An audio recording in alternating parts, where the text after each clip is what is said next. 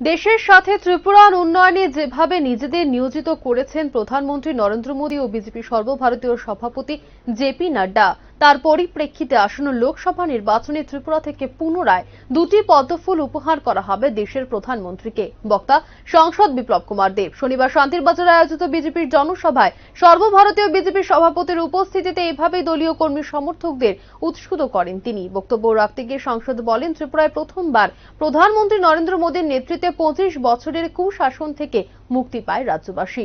পরবর্তী সময়ে প্রধানমন্ত্রী এবং সর্বভারতীয় সভাপতি জেপি নাড্ডার কুশল ব্যক্তিত্বের মাধ্যমে ত্রিপুরায় সরকারের গঠন হয় বিজেপির।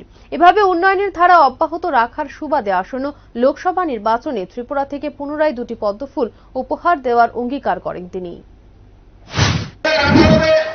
মাননীয় প্রধানমন্ত্রীর নেতৃত্বে ভারতীয় জনতা পার্টির সরকার ত্রিপুরাতে 25 বছরের ক্রমাগত টানা কমিউনিস্ট সরকারকে পরাজিত করে শূন্য থেকে সরকার হয়েছে।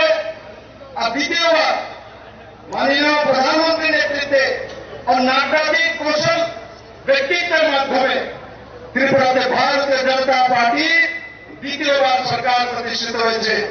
আমি এই মাধ্যম থেকে মাননীয় জেপি নাড্ডাকে আশ্বস্ত করতে চাই, 2024-এর নির্বাচনে ত্রিপুরা ভারতীয় জনতা পার্টি আবার দুইটি পদ্মফুল পাঠিয়ে মাননীয় প্রধানমন্ত্রীকে 9 বছর পূর্তি উপলক্ষে ত্রিপুরার মানুষ নিশ্চিত উপহার দেবে।